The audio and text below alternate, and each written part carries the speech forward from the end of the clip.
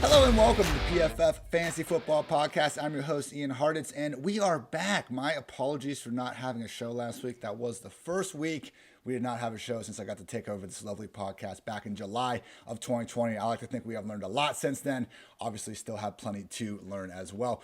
I am joined by none other than our usual Wednesday guest here, Andrew Erickson. You can find all of his work on PFF.com, also on Twitter at Andrew Erickson _. Andrew, it's been a long week and a half, man. How are you? So I was on cloud nine yesterday, went for a walk, found $20 on the ground, scooped it up, was feeling great. Today, not so much. I dropped my phone in the toilet, so. Was it a clean 20 or was it a poo dollar?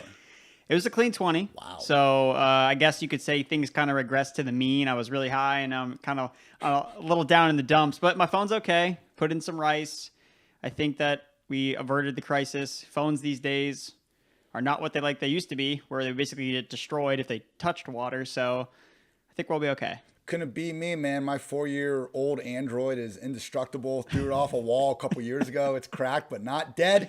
We are remaining away from Team iPhone for the time being. Enough of that talk, though. People, I have a very special podcast to bring you today. We are going to go through basically every NFC offense. We'll do AFC next week and go through who could possibly stop this offense. Because if you've been on Twitter in the last month or so, you've probably seen the tweets from the PFF account. You've probably seen them from other team accounts, not team accounts, but content accounts. And basically the game is you put every team's quarterback, running back, wide receiver 1, wide receiver 2, tight end, whatever their selection is, and they ask who is going to stop this offense. And okay, for some teams like the Chiefs or the Packers with Aaron Rodgers, it's a good question. But with other teams like, I don't know, the Jets or the Giants, you can actually come up with a fairly good idea. So I think a lot of times in fantasy land, we tend to be optimistic about everyone. I say it all the time. We hate ADPs. We do not hate players. So I'm not we're not coming off against anyone too strongly on this, but it is a good idea to remember there are floors for everybody involved. Even the best situations can sometimes be turned on their head in fantasy land. So with that said,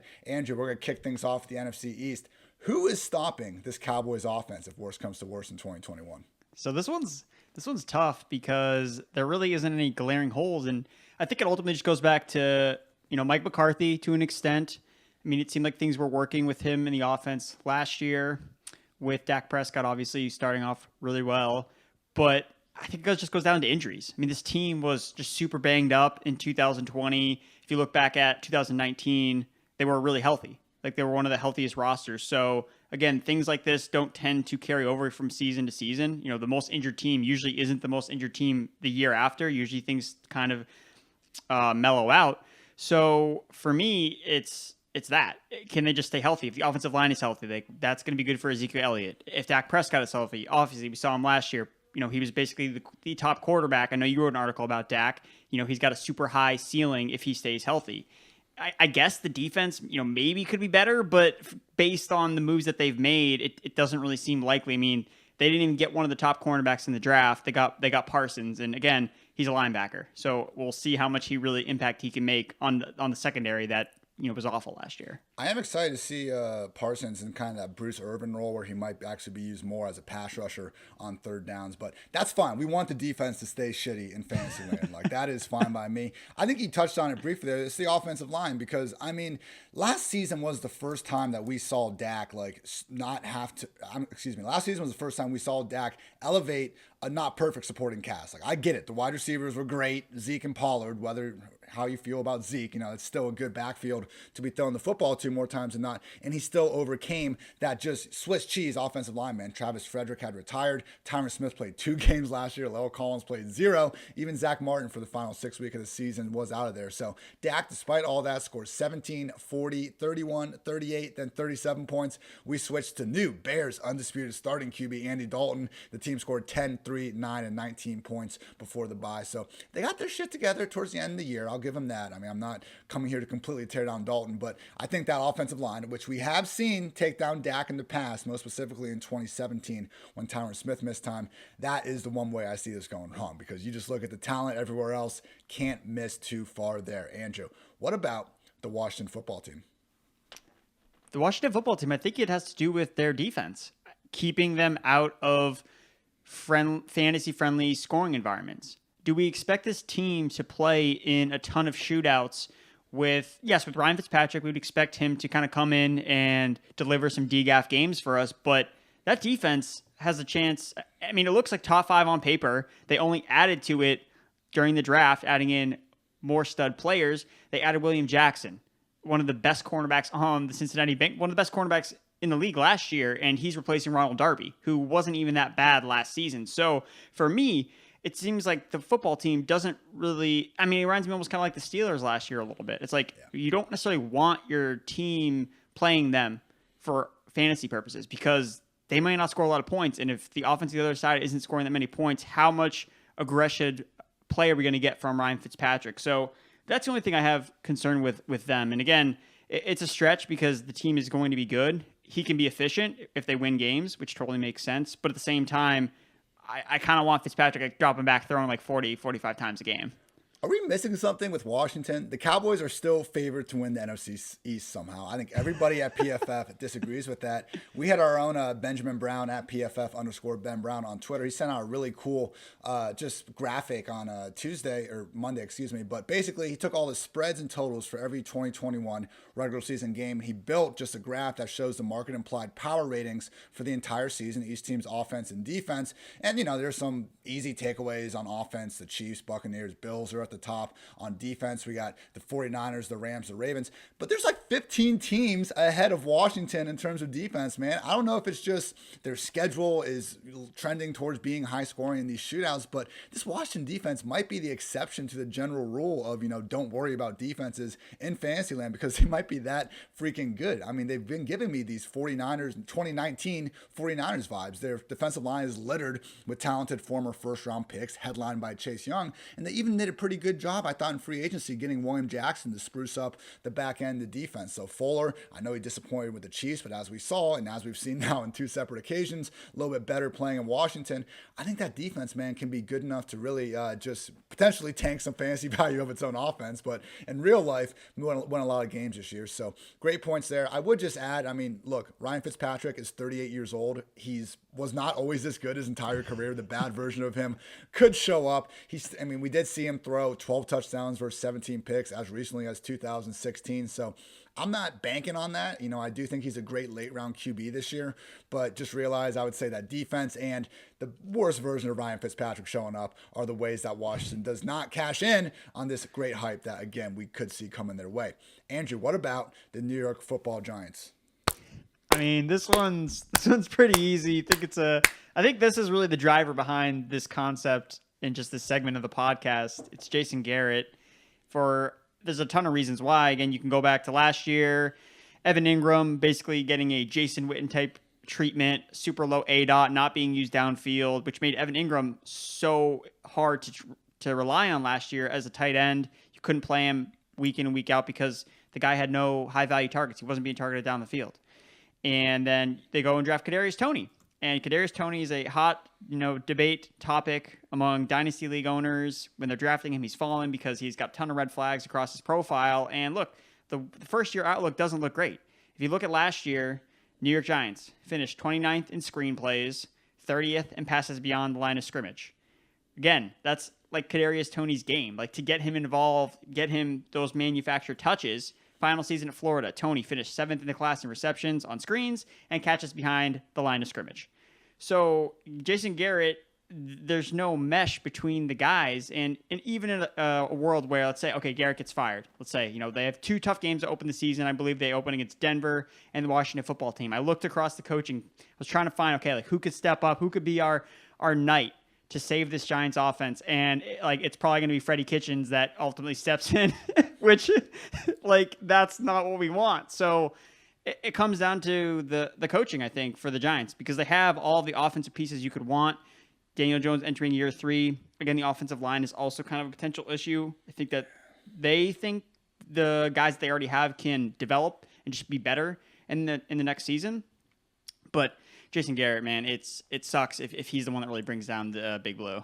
Yeah, I mean, I'm not out on Kadarius Toney as like a prospect. I don't want to be out on anyone until we see them play some NFL games. But to me, like looking at their offense, I was fine going to war with Slayton, Galladay, Sterling Shepard. They brought in, John Ross and even Dante Pettis as these kind of low cost, potential value signings. I didn't think using the number 20 overall pick on the position was warranted, like add to the offensive line. But to your point, having Andrew Thomas in year 2 and some of these other guys, it would make sense if they can take a step forward. I do think it is, a combination of the Clapper, Jason Garrett, and that offensive line. Last year, Daniel Jones and Sam Darnold were the only quarterbacks to be pressured on at least 40% of their dropbacks. I guess the next question is, though, is that more on the offensive line? Because as we've found out more at PFF, pressure does tend to be more of a quarterback statistic. So Daniel Jones, man, this is the year.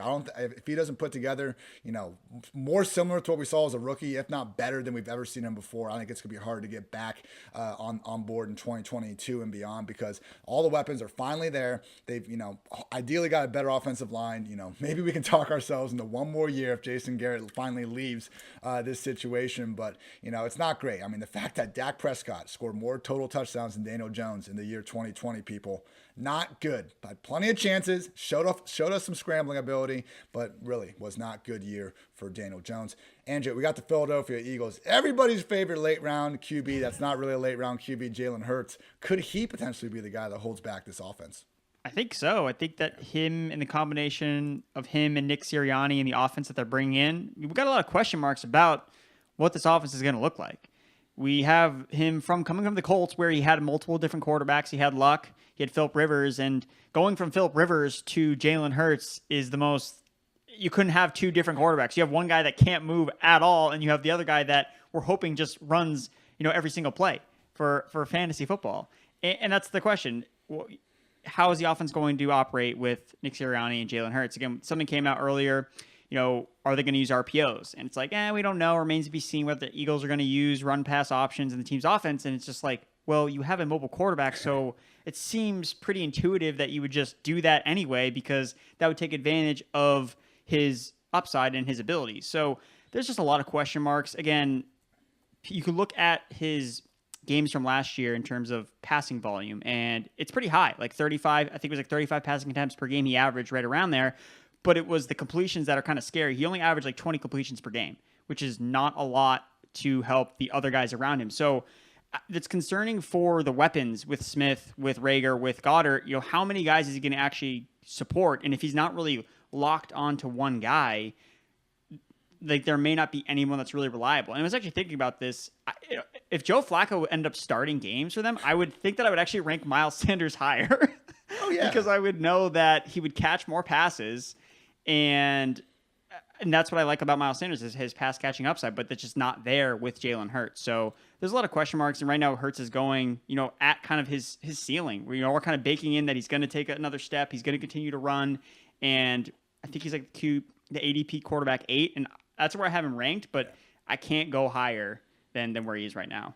I had him, I think, QB 6 before the draft and stuff. And not like, anything they did other than not drafting a QB really impacted him. But just the more I look at the situation, the more I see these potential pitfalls. I got him down QB 9 right now. Look, the path to success is simple. Read one article about him. You'll see it, driven home. His 16-game rushing pace last year was 184 rush attempts. That would be the most ever by a quarterback. Like, it's just, even though he wasn't good, he really was not good in his 4 starts last year, but he was in fantasy. He was a fantasy QB 11, the QB 1, then the QB 12, and the QB 20, even though he got pulled for like the entire fourth quarter of a game against, again, an incredibly good defense in Washington. But man, like the jury is really out on him as a passer. If we asked him to come back to the courthouse right now, like it would not be good news. He was 41st in PFF passing grade. The only guys better that he was better than Sam Darnold, Dwayne Haskins, and Jake Luton. Nobody was worse than adjusted completion rate, man. I mean, he had a nice downfield ball. He did some really good things against the Cardinals. It's only a 4-game sample size, but he was objectively an awful passer in that sample size. We haven't gotten the most ringing endorsements from the organization about him. we both have Hurts ranked inside our top 10 QBs, but he's not someone that I think you should be going out of your way to reach on in these drafts. But hey, you don't have to just take it from Andrew and myself. We have a whole cast of podcasts here over at PFF, which covers everything NFL, college, and fantasy football. Make sure you recap the NFL draft and look ahead to 2022 with Mike Renner and Austin Gale's 2-for-1 Drafts podcast, or get all the 2021 betting content you need with the PFF forecast. So make sure, again, you check out PFF's entire podcast network, and always appreciate you all listening to us here on the PFF Fantasy Pod. Andrew, moving on to the NFC West now. What about our, perennial top 10 scoring offense, but they seem to want to make it hard on us via coach speak, the Seattle Seahawks? Seattle, will they let Russ cook is the big question that everybody wants to know. And I'm skeptical that they're going to do that. You look at the offensives and moves that they've made, bringing in the new offensive coordinator, Shane Waldron, firing Brian Schottenheimer because he failed to meet eye-to-eye with head coach Pete Carroll. Again, in regards to offensive philosophies, which probably stems back to, I want to be more balanced. I want to run the football more. So again, I think that if you're looking at Wilson as just this guy who weeks 1 through 9, when he was basically unstoppable, averaging over 30 fantasy points per game, I think that's really in his upper percentile of outcomes, and it's not really what you should be expecting to happen.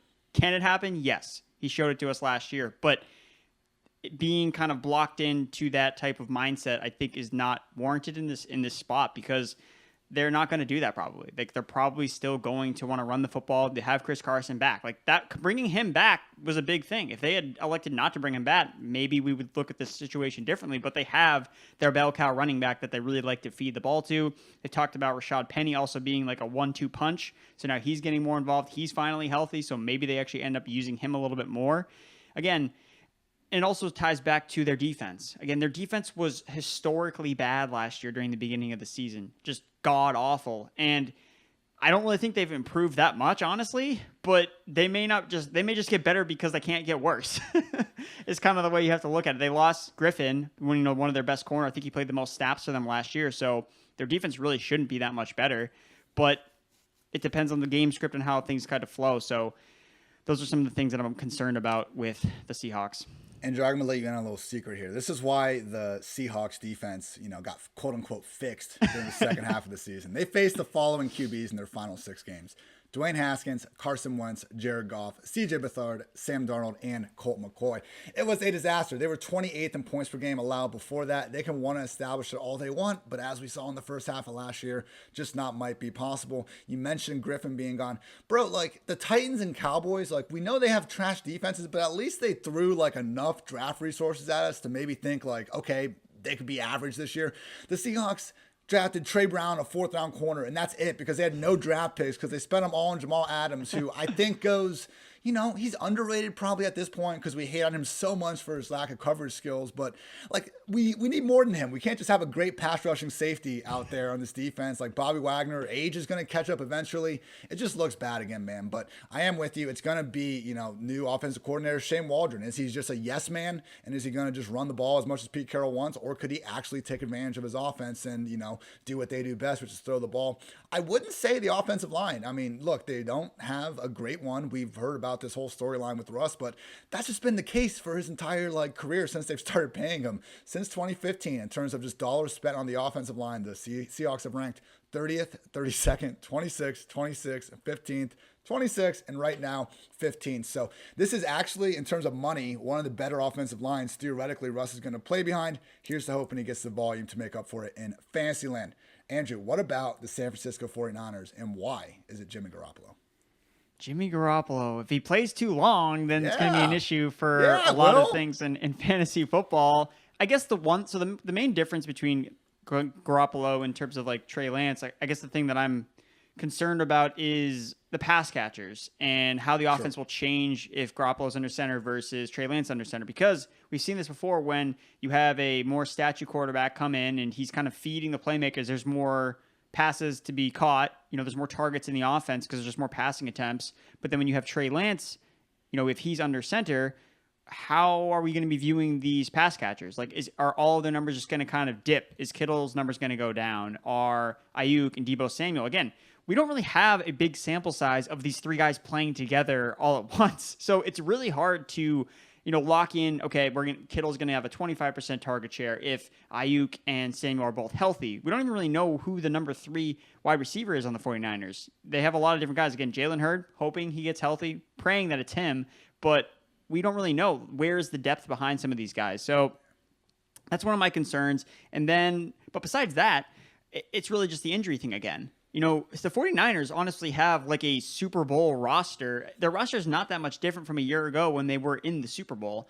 I think the main difference on their defense is their secondary is much worse. So that's actually good for fantasy football. Like, we're happy that their secondary is worse, but they're going to be getting back Bosa. The pass rush is going to be better. So those are kind of my concerns with the 49ers. Yeah, they better get 16 healthy games from Nick Bosa. And if he can play like he did as a rookie, I think they can be okay in the secondary, but certainly not the same overall unit we saw help get them to the Super Bowl. And it's a good point, man. Trey Lance, as we've told you guys here on the podcast, are pro comp for him with our draft guide.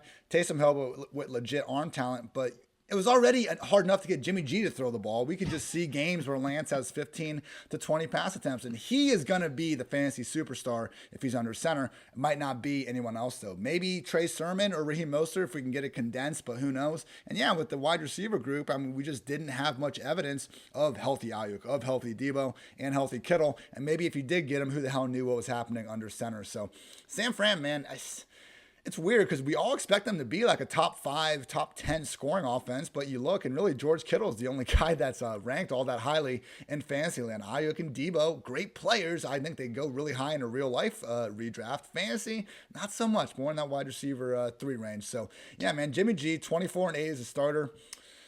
I'm going to go with you. I think you're right. I think it should be Trey Lance over Jimmy G for everybody else involved. Although, Jimmy G obviously probably doesn't give them the real life ceiling that a lot of people would hope for. If Lance is the starter, do you move Kittle and Waller? I mean, do you have Kittle 2 and then Waller 3? Because I'm kind of torn on right. Waller and Kittle. Like I had Kittle 2 and Waller 3, but then when you think about, okay, if Lance is quarterback, like, how many targets is Kittle just going to have to like average 3 yards per route run again? He might get I guess that's he might get like 8 of those bootleg flat passes a game though, and he might just run through everybody. Like that's. But then Waller gets you getting like 15 targets a game because like Raiders added nobody.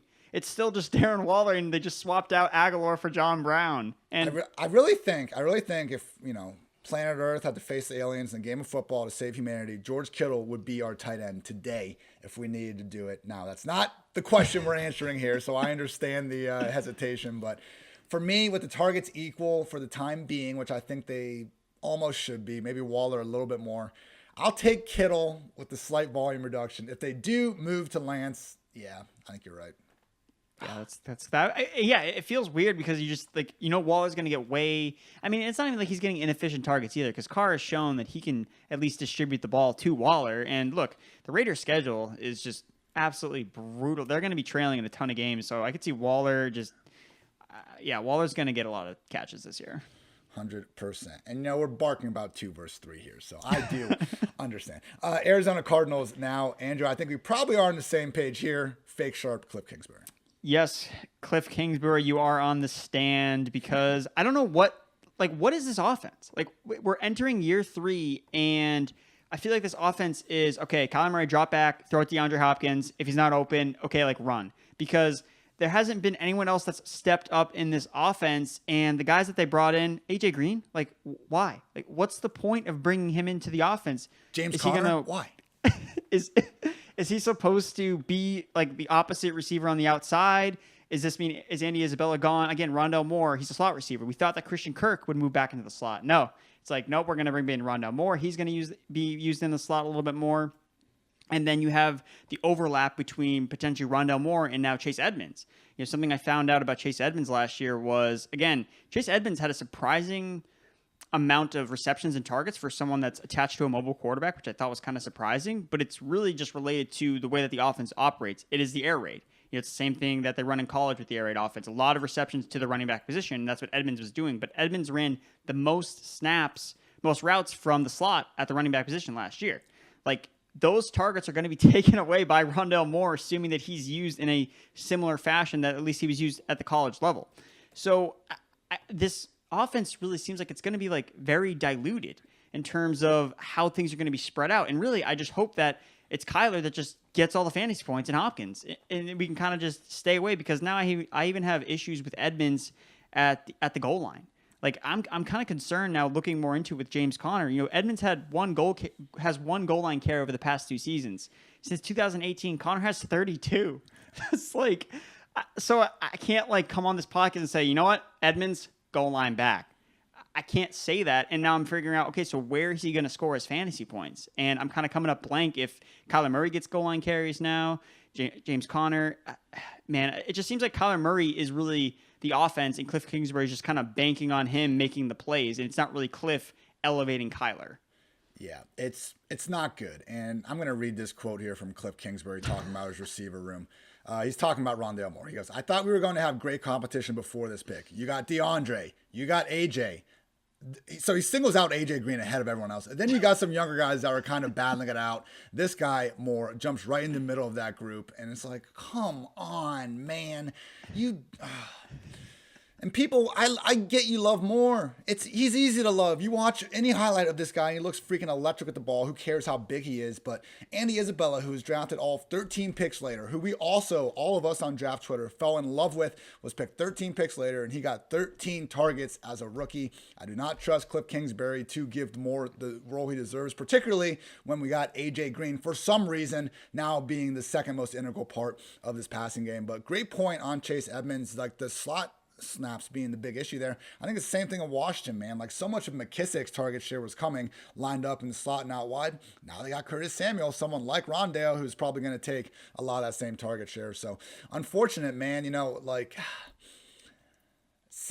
don't know what Cardinal I want to draft besides Kyler, because Hopkins is a 2nd round pick, but I'm going to take AJ Brown over Hopkins. I do wonder if we're overthinking it a little bit, because let's face it, these gadget type players usually don't last for more than a couple kind of weeks. And like Rondale, I'm not saying Rondale's career is going to be that short, but we don't see them have these weird gadget roles for that long. And we're writing off Chase Edmonds, even though they didn't draft a running back, and we're kind of writing off Laviska Shenault, even though they didn't draft a wide receiver. So it's, bigger conversations than what we're having this second, but it is worth wondering, when we're talking about how fake sharp Cliff is he really going to take away Edmonds from that? So I don't know, Andrew. We're going to find out more as the summer goes on. But for now, please, Cliff, just figure it out, man. I would love for this offense to be good.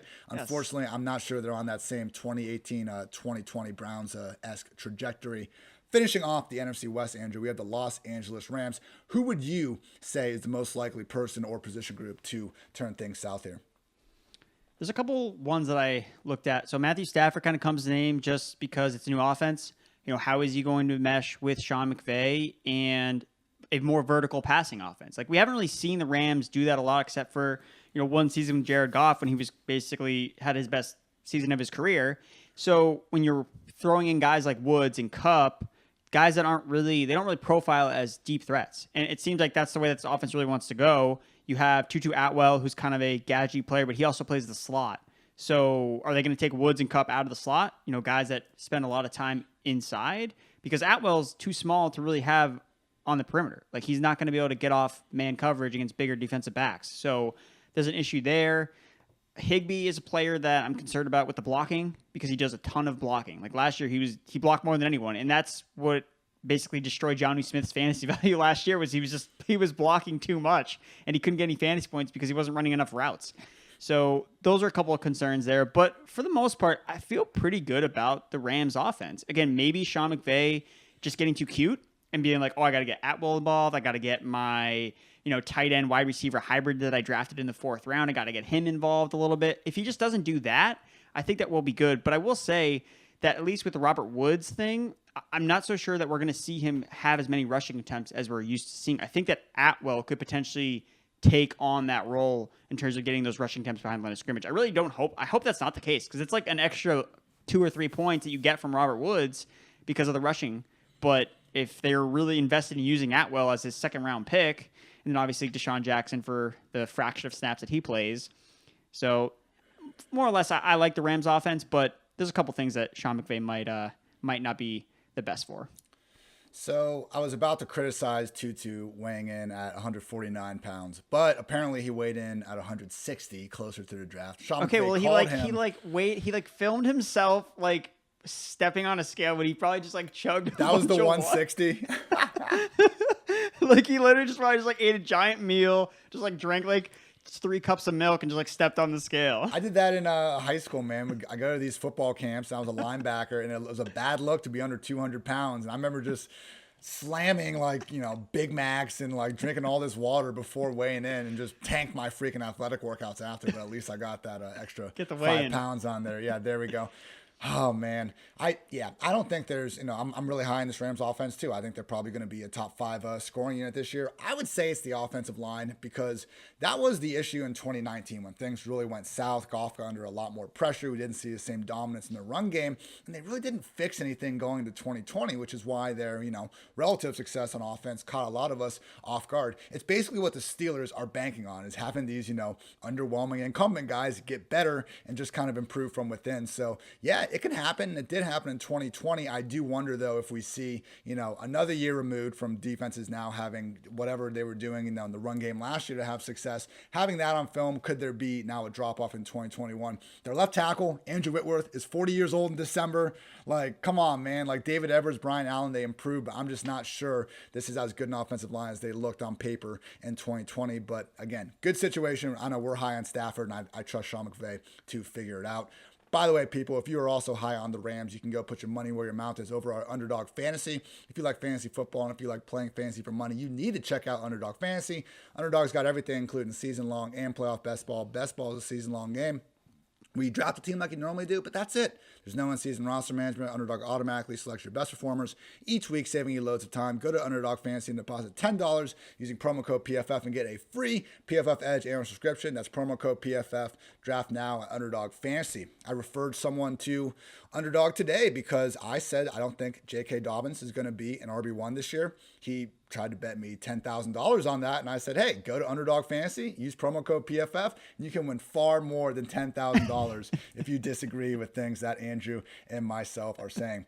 I also got a funny, I won't hash on this too long, but I got a Twitter reply, and Andrew, we get a lot of ones with the clown emojis and just mean things. One guy hit me with the Ricky Bobby, though. He was like, with all due respect, like, you're a freaking idiot, man. Just went off on me. But starting it with all due respect, I mean, how can you not respect that? So I appreciate it, everyone. Say whatever mean thing you like to me. If you started off with all due respect, we're still all good. And really, we're all good either way. So Underdog Fantasy, promo code PFF. Good stuff. Andrew, moving on to the NFC North. Let's assume that Aaron Rodgers is still quarterback of this team for 2021 and beyond. How could you see this situation going south? Sigh relief, because my first note here is Jordan Love, very scary if he's playing quarterback for the Green Bay Packers. Aaron Rodgers, the biggest thing with him is just touchdown regression. Like, that's the thing we need to be worried about, and it's probably going to be happening. Look, he posted a career high 9.1% overall touchdown rate, highest rate we've seen since 2004, and this is the same thing that like Lamar Jackson did last year. Again, he had a really high touchdown rate, and it went down the next year. And it's what we've seen from all the guys that have posted over 9%. Aaron Rodgers in 2011, he's actually the only quarterback to do it twice. And his touchdown rate fell from 9% in 2011 to 7.1% the following season. So again, this isn't thing to say, oh, Aaron Rodgers is going to throw like 25 touchdowns next year. It's like, no, but he might throw like 30 or 32. And look, Devontae Adams, look, he's not probably going to score like 20 touchdowns again. It's just really, really hard to repeat those types of numbers. So that's the one thing I think you can just expect, that the passing game probably isn't going to be as efficient next year. And look, maybe the Jordan Love thing, again, it obviously fueled him this past season, as Ian, as you pointed out earlier today, but I can't see it. It's not going to sustain until next year. I mean, you look at expected fantasy points, and no quarterback scored more over expectation than Aaron Rodgers. He doesn't add any value really on the ground, so it's all through the air, and it's just those numbers are not sustainable year over year. You jokingly were like, he's not going to throw 25 touchdowns. I mean, he threw that many in 2018 in 16 games. In 2019, he only had 26. Like, I missed big time on Aaron Rodgers last year. I'm sorry, people. They did not make a single noticeable upgrade on offense from 2019 to 2020, and we were coming off the worst season of Rodgers' career in fantasy. And I agree with when he came out, I believe on the Pat McAfee show, and he said, my worst seasons are still career years for most guys. Absolutely, Aaron. He's led the league in lowest interception rate 3 straight years. He has never stopped being an elite real-life quarterback, but for the better part of the last half decade, he was at least more of a human fantasy QB, particularly Andrew, like you said, once his, rushing floor has kind of fallen off a little bit more over the years. So, yeah, man, I think it's just normal regression. It's this offense settling in as more of an above-average unit as opposed to the freaking world beaters that we largely saw come out of nowhere in 2020. So, LaFleur and Rodgers, yeah, we saw how well that marriage worked out last year. The best version of Rodgers we've ever seen, I believe, came in the year 2020. Not so sure we're going to get that again in 2021. Only because it's that hard to be that good 2 years in a row. I mean, truly, man, this scoring offense in 2019 was ranked 15th. They scored 23 or fewer points in 10 of 18 games. Like, don't let 12 months be our entire opinion on a situation. Use all the time we got, and that is a little bit longer. So just, Rodgers, Devontae, I get it, but some of these other guys, and I'm not even hating on Aaron Jones. That's another thing I got. Oh, Aaron Jones, Andrew. I was having a nice evening the other last Thursday or so, and I look at my RB rankings. I'm like, oh, this is getting a lot of attention on Twitter. That's weird. It's because Aaron Jones himself decides to reply to my fantasy rankings article with a gif of himself being disrespected because he wasn't in my top 4 RBs. Aaron, I ranked you as RB5, which is what you finished as last year, and that is 3 spots ahead of the public rank. I am higher on Aaron Jones than most, not high enough. So if you don't have Aaron Jones as your overall RB1, which, hey, he has the ability to finish as. I hope they give you 400 touches, Aaron Jones. You have that capability to do more with those touches than any other running backs. Unfortunately, here we are, Andrew, chilling, and we just got to try to project production. So it is what it is. Aaron Jones, no haters here. Chicago Bears, Andrew, who's going to mess it up? The coaching staff, the general manager, just playing Andy Dalton for too long. Like, that's the biggest thing. Just look, if you want to sacrifice him to the Rams week 1, do it. Who cares? I don't want to. I really would rather them do that anyway. I mean, ideally, I don't want to have to play Justin Fields in fantasy if he's playing the Rams in week 1. But I don't know. This really reminds me eerily of the situation when it was the Houston Texans and they had Deshaun Watson as a rookie and they played. His name is escaping me, but he was just some Savage. Yeah, they played Savage for like a half, and they're like, "Oh man, like we got to get this guy out of the game." Like, and like all offseason was like, Tom Savage is gonna be the starter, like he's earned it, and it wasn't even like a tough defense they were playing. I think it might have been like it was Jacksonville. No, that was tough though. That was their prime. Okay, so it was the good Jacksonville defense, but still though. Yeah, I mean, look, this is the good Rams defense. I could literally see Justin Fields coming in the first or the second half of the Rams game after Andy Dalton throws a pick 6 or 2. So I think that the Bears just need to kind of get over this Andy Dalton thing and stop pretending to be the Chiefs of the North or whatever, or the Chiefs of the NFC, because they're not. Like, it's not the same situation at all. Like, Alex Smith was actually a good quarterback. Andy Dalton, yeah, okay, like he didn't really have the best situation around him, but he didn't have like the worst situation around him last year. I mean, he had good receivers in Dallas. So he's definitely just a guy at this point, and I just think the Bears should just get their rookie quarterback in the game, and then that way we can play him in fantasy. No one's going to play Dalton. We're all going to play Fields, and it's just good for everybody if they just play Fields. Dude, in Nagy's press conference where he solidified Dalton as a starter yet again, he said himself that the 33-year-old Andy Dalton is essentially like a rookie as well. Like, come on, man, listen to yourself. Like, what are you saying? Just make it a competition. If Andy Dalton plays lights out, fine, man. But just doing this is absolutely ridiculous. Gives me Hugh Jackson, Baker Mayfield, Tyrod Taylor vibes all over again. Let the rookie win the job. Like, if he wins it, great. And if he doesn't, then okay, you have Andy Dalton there. But yeah, let's get out of our heads like Andy Dalton's this great quarterback. Other than, and look, Zach Martin, maybe the single best guard in the league. So not having him for the back half of the Cowboys year could have greatly impacted the offense. Let's also realize that was when Dalton started to play better. So with all that said, in the same Cowboys offense last year, Dak Prescott averaged 8.4 yards per attempt. Andy Dalton was 6.5. Just play Justin Fields. Please, Chicago, for your job, Matt Nagy, please just play Justin Fields. Andrew, maybe the easier one for the Detroit Lions would be like, who can actually win in this hellhole of an offense? So with that, what do you make of this situation? So I think the biggest stopper is going to definitely be the other team for most parts when it comes to the Detroit Lions. I guess Jared Goff, he, depending on how well he can play in this offense, I mean, they added Sewell on the offensive line, so their offensive line is probably not going to be the worst in the league, but it's all about him how good he's going to be. You know, he was pretty bad last year across the board. That's why he got traded to the Lions, who are a team that's kind of looking towards the future. Really, I think that the main thing with the Lions is, look, just give us concentrated targets and touches so we know who to play.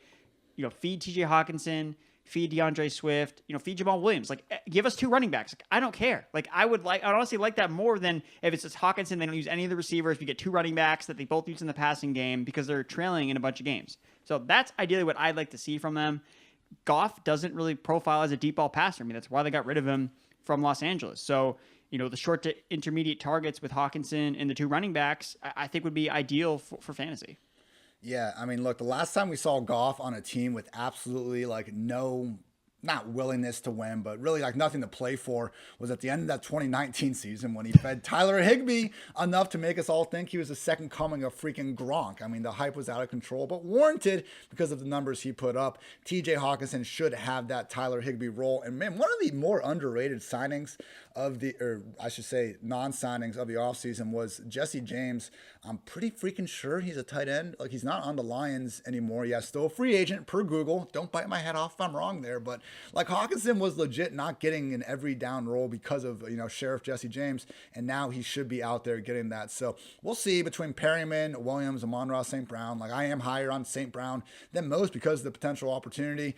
Hockenson and, you know, DeAndre Swift. Those are the only 2 sure things we got. And by the way, people, future, maybe even this Friday, guest of the PFF Fantasy Football Podcast, Mr. DeAndre Swift. So stay tuned for that one. We'll get his thoughts on the situation and talk more about the backfield then. Andrew, for now, though, the Minnesota Vikings looking pretty good, man. You know, PFF's own Seth Galino actually called Kirk Cousins a dark horse MVP candidate. Who could you see, you know, messing this thing up? And is it Kirk Cousins himself? I don't think it's Kirk Cousins. I think that Kirk definitely gets a bad rep about being, you know, this inefficient quarterback. But, I mean, he really has been one of the more efficient quarterbacks of the pure pocket passers. Again, he's always kind of like a fringe QB1 on the, you know, between quarterback 12 and quarterback 15, it seems like every single season. And again, look, that's fine. It's not enough to really be, I want to be in on Kirk Cousins this year because he just doesn't run. Like, there's no upside basically to his game because he's a statue quarterback. But if you're streaming, you're playing him in DFS and a good matchup, it makes a lot of sense to play Kirk Cousins. But I think that the thing that's way different from last year is there's no way this Vikings defense is going to be as bad as it was last year. Like, I am so convinced. I mean, going into last year, you know, everything was pointing to this Vikings defense being absolutely terrible. They had lost a bunch of guys. They were turning over the secondary. Michael Pierce, a guy that they signed for the Baltimore Ravens, who was supposed to be basically like the nose tackle to stop the run. He opted out of the season. And he was like a big reason why it's like attack this Vikings defense early in the season because they're not going to be able to stop anyone. And that's exactly what happened. That's not going to be the case this year. You know, their head coach, Mike Zimmer, has been pretty convincing about, okay, I need to make this defense better. Like, I'm not going to have a shitty defense again because that's not my game. So you have Pierce coming back. You have Daniel Hunter, who's going to be healthy. Cameron Dantzler, their cornerback that they drafted last year. He was PFF's 6th highest graded cornerback after week 10. Like, he started off the season, he was really bad, but he started to get better. And you're just going to see this defense play much better. And I kind of think like the Washington football team, I don't know if we're going to see Kirk dropping back so many times to throw as frequently. And again, there are the times when Kirk Cousins does have those games where he just kind of implodes. I think there was that game, I think it was against the Falcons at the beginning of last year, where he threw like 4 picks in like the first half, and somehow he actually managed to like throw 3 touchdowns in the second half to like save people in fantasy. But I remember he was like a really popular waiver wire quarterback that week, and like at halftime he was like in the negatives, and everybody was freaking out about him. So I think it's the defense. I don't know if we're going to see as many super friendly offensive shootout games with the Vikings.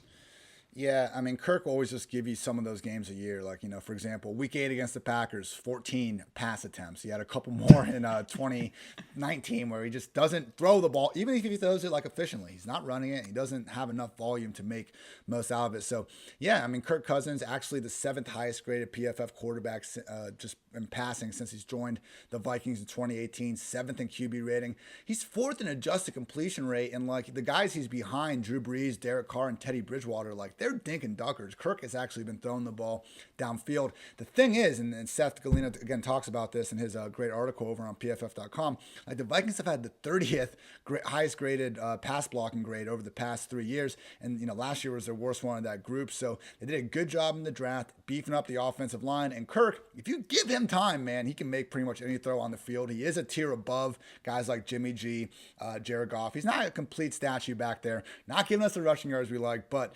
I'm not saying you should bet on Cousins to win MVP, but I could see him being, a pretty solid QB2 that does give you some of those spike weeks as a streamer, and maybe, just maybe, better in best ball.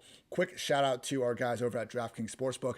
They're giving you a chance to lower the over-under on a featured playoff game. All players who place a bet on the featured basketball game will have a hand in lowering the over-under on the game. That's right, for every 1,500 players who bet the over on the select game, the over-under will drop by 1 point. DraftKings is safe, secure, and reliable, so you can deposit and withdraw your funds at your convenience. Download the top-rated DraftKings Sportsbook app now and use promo code PFF when you sign up to hammer the over. For every 1,500 people that bet the over in the featured game, the line will decrease by 1 point. Yes, this is your chance to improve the odds of the over hitting, so tell your friends and family. This is a team effort. Hammer the over and improve your odds of doubling your money. That's promo code PFF for a limited time only at DraftKings Sportsbook. Must be 21 or older. New Jersey, Indiana, or Pennsylvania only. Restrictions apply. Maximum $25 wager. One per customer. Offer ends 5/23/21. See DraftKings.com/sportsbook for details. Gambling problem? Call 1-800-GAMBLER or in Indiana 1-800-9-WITH-IT. It was also brought to my attention that during a read a couple weeks ago, I may or may not, meaning I did, I cursed during a DraftKings read, and I apologize, DraftKings, so I will stick to the script in the future and not curse during ad reads. So with that, Andrew, let's move on to the NFC South. Last 4 teams to touch on. Start off with the Atlanta Falcons. Who could mess up this situation? I think it's the offensive line. That's really the only area I could find that was a glaring weakness. I mean, I think Matt Ryan's in for a bounce back. I like the fit with Arthur Smith. They're going to use more play action. The weapons are all over the place. You got Kyle Pitts, Calvin Ridley, Julio Jones, Russell Gage, Hayden Hurst, Mike Davis. So even the complementary pieces, have guys that have been, productive in the past. So Matt Ryan has really no excuses. So I would just say it was probably the offensive line. They've invested a decent amount of draft capital into some of those guys. They really haven't panned out. So they've been, in terms of PFF grading, they've ranked inside the bottom 10 the last 2 seasons in terms of pass block grade. So I think it's just a matter of, can this offensive line in a different scheme just be better? If the personnel doesn't necessarily change, I mean, the talent should be there because it's not just these undrafted guys that are just getting off the street trying to make them work. They have draft capital attached to them. They should be talented. It just hasn't come together. And I mean, it seems like that's what Arthur Smith was almost brought in to do. He is kind of the glue that's going to kind of make everything mesh with all of these offensive pieces around the place. And again, the defense is not good still, so that's great for fantasy football. You nailed it. Offensive line could be the problem. It's why we were kind of a little bit surprised, I think, when Kyle Pitts was the guy at 4. Obviously, we've talked enough about his generational ability and talent and all that, but nobody exactly looked at the Falcons and were like, man, this offense just needs one more pass-catching option. So, yep, and it is most certainly not going to be Mike Davis's thighs that are an issue. Oh, my goodness, people. Already off-season RB1 in terms of workout photos. Mike Davis looking yoked over at Falcons camp. Gotta love it. On the sign over my shoulder, which you can see on YouTube, it is Mike Davis RB2 season. Probably not RB1. Let's not get insane out here, but that is in the potential range of outcomes if Arthur Smith says, you know what, Mike Davis, you looking awful like Derrick Henry. So we will see what goes on with that. I am excited to watch this offense. And yeah, Andrew, Matt Ryan was someone that, again, as I went through my rankings, I just again and again looking at it, and Jalen Hurts going down, Matt Ryan coming up. I don't think he's washed just yet, and having Pitts and potentially, likely, I would say better offensive line in front of him, could see not, a return to MVP form, but at least a return to fantasy QB1 form. What about the New Orleans Saints and that, I won't say a curse word because I'm working on that, guy Taysom Hill? It's Taysom Hill. That's the guy who we're really worried about with New Orleans Saints. The minute that he becomes quarterback, Alvin Kamara, we are extremely concerned about because we all saw the drop-off. I mean, he was a guy that was a perennial RB1 week in and week out, and then he fell into mortal status. He wasn't a guy that you're locking into lineups. He was no longer someone you were interested in playing in DFS because he wasn't getting targets. And that's Alvin Kamara's game, is receptions and these high value touches, which Taysom Hill was basically just sucking away and taking away. And that's a big problem. And even if Taysom Hill's not the starter, just his role in this offense is going to be concerning, because if he's splitting like time with even Jameis Winston, then it's almost taking away the New Orleans Saints quarterback altogether from anyone using. Like, we can't use either of them if they're splitting snaps 70-30. Like, if let's say Jameis Winston never is in the red zone, like he can't throw any red zone touchdowns, and so we can't use him. So we could see a game where Jameis Winston, threw us for 250 yards, scoreless, and you have Taysom Hill score 2 rushing touchdowns, and we can't use him at tight end anymore. So we're really kind of stuck with who we're going to play with. I think Michael Thomas is okay, regardless of who's at quarterback. I mean, we saw him get a very solid target share with Taysom Hill last year. I think Michael Thomas is a really good buy in general. But Taysom Hill, if he's a starter, I think it's really bad. But even if he's just more involved than he was last year, it's a big concern for the fantasy output for all of the offensive pieces. Yeah, it's a gigantic concern. It's kind of why I've gone a little bit south on Jameis Winston, because even if he wins the job, like Taysom Hill is just going to be more annoying than ever around the goal line. I was just looking up Alvin Kamara's ranks because, when my tiers have gone out, the 2 people that I think most people have complained about not being in my tier 1 are Alvin Kamara and Nick Chubb. Both we're arguably talking about the 2 best running backs in the league. Like, if we just want to start a team and get those guys on, I wouldn't disagree with you. People, in Taysom Hill's 4 starts last year, Alvin Kamara finished as the RB26, the RB36, the RB9, and the RB9. That's why we're not ranking him as a high-end RB1 anymore. That is on the table, and as is Jameis Winston, man. Like, it's potential that Taysom is just as annoying in the red zone, and Jameis has a high average target depth, because that's always what he's been. Either way, Alvin Kamara, just not that screaming top 5 running back we need to have like in yesteryears. And yeah, just quickly on Nick Chubb, the guy was RB8 in fantasy points per game last year, like RB12 the year before. You need to catch passes for these running backs, people. It's weird. Fantasy football is a weird game. It doesn't reflect real life. And we see that when great players like Nick Chubb aren't, top 5 running backs. But it's the game we play, and we can try to continue to help you win. But yeah, man, like Taysom, Trey Lance, even like Lamar Jackson and, old yesterday's Josh Allen, like these quarterbacks that just have such a reliance on rushing. It's great if you can get them on the fantasy team. Just realize more than maybe 1 wide receiver or 1 running back, if the stuff is concentrated, probably not getting a ton of help elsewhere.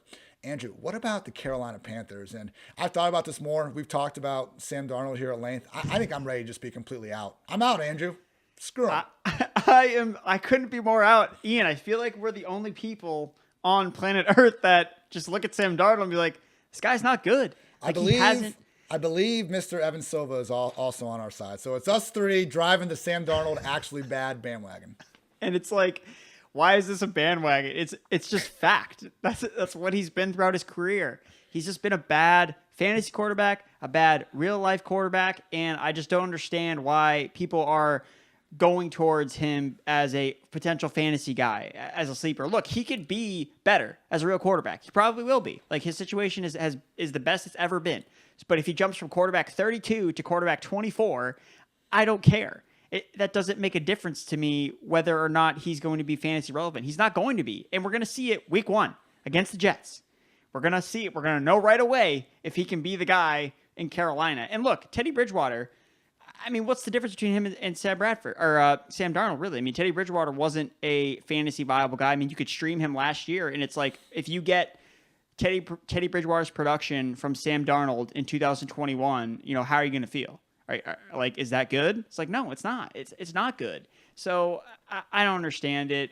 I'm just so out on Sam Darnold, and it's concerning because I love the pass catchers there. I love Marshall and DJ Moore, and I want to be in on those guys. And if I'm wrong about Sam Darnold and he somehow proves me wrong, then that's how I'll get my exposure to him, is through his receivers that I think are actually good.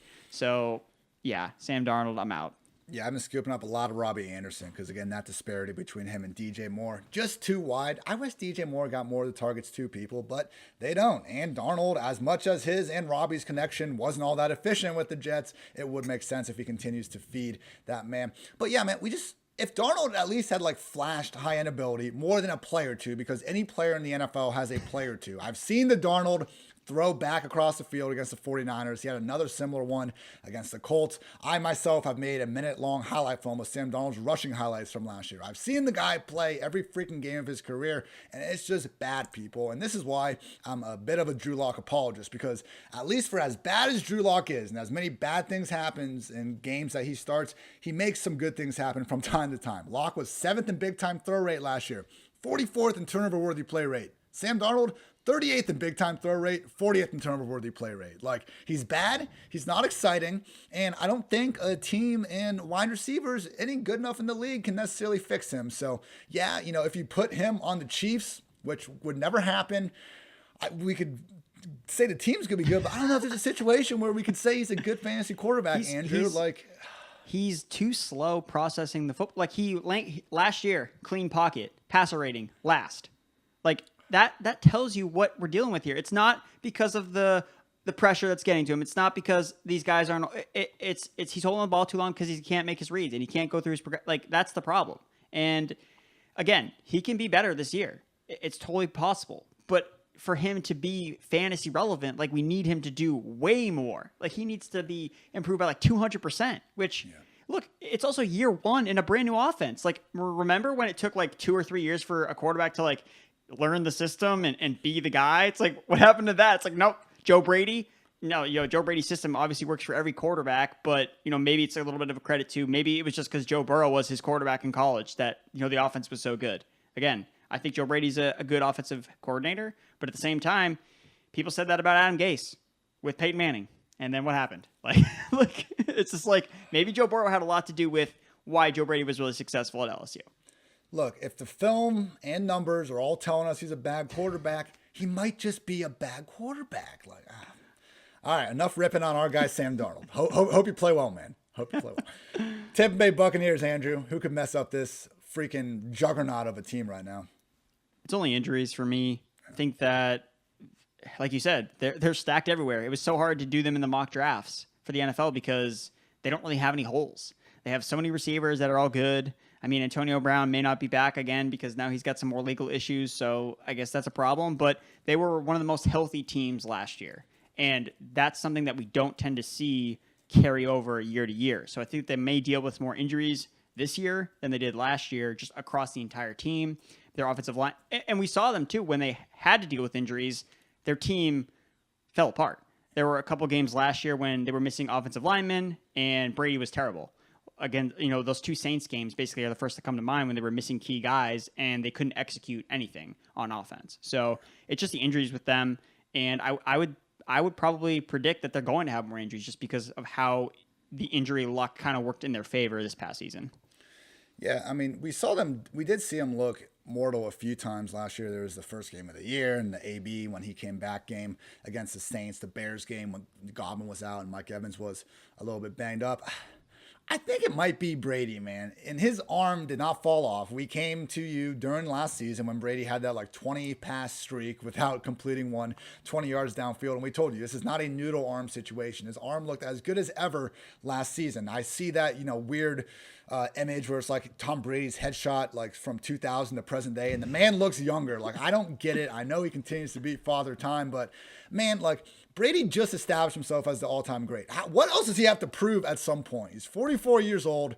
Like, it's the O-line. It could be the O-line, like you're saying, just bad injury luck. It's Father Time, turning Brady into 2015 Peyton Manning. Or it's AB tearing up the locker room. He did go to UFC 261 with Jake Paul instead of Tom Brady, Mike Evans, and Blaine Gabbert. Maybe they're taking that personally.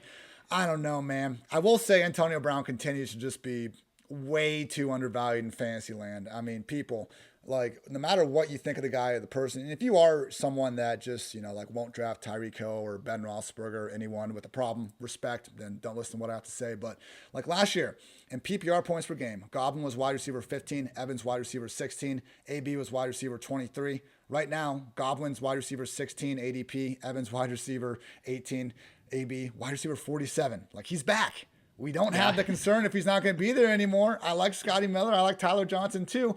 Brady loves him some Antonio Brown. We have a new cool stat at PFF called Was it threat rate? It's threat rate. Yeah, targets per route. And last year, the only two guys that got more targets per route than Antonio Brown were Devontae Adams, makes sense, and Braxton Berrios for whatever reason. But Antonio Brown, right there, ahead of Keenan Allen, Deontay Johnson, Stephon Diggs, Michael Thomas, only other guys with a threat rate of at least 25%. So yeah, man, this was the number 3 reigning scoring offense. I think we'd all expect them to likely finish top 3, top 5 again. That's good to do. I think with Tom Brady, I think the last thing I want to put on with Tom Brady, look, so you asked, what does he have to play for? So he has 2 things to play for besides winning another Super Bowl. Yeah. Besides winning another Super Bowl, number 1, he has to break the all-time passing record, which according to, if you look at his passing yards per game last year, if he carries that over, it's like 298 per game. That would mean that he'll break the record by week 4 against the New England Patriots, who will be playing at Gillette Stadium. So he's going to break the passing record, beat Bill Belichick at Gillette Stadium, and then you sell high in fantasy football. That's the strategy. It is scary, though, to think they could get better, man. Like, one of our favorite stats going into last year, which is why we weren't really on Brady, was Carson Palmer, Andrew Luck, Jameis Winston were like our only 3 QBs with 40 turnover-worthy plays. Every instance happened in their first year in Bruce Arians' system. So just... and I call Brady a psychopath, and I mean that in the nicest way possible. He's a psychopath for freaking winning games, and he's done that better than anybody ever played a position. So congrats, GOAT, and I am not betting against him, but if it had to go wrong, maybe, just maybe, at some point, Brady stops being elite at the game. That's good, dude, everybody. Thank you, as always, for tuning in to PFF Fantasy Football Podcast. Andrew, what do you have over at PFF.com?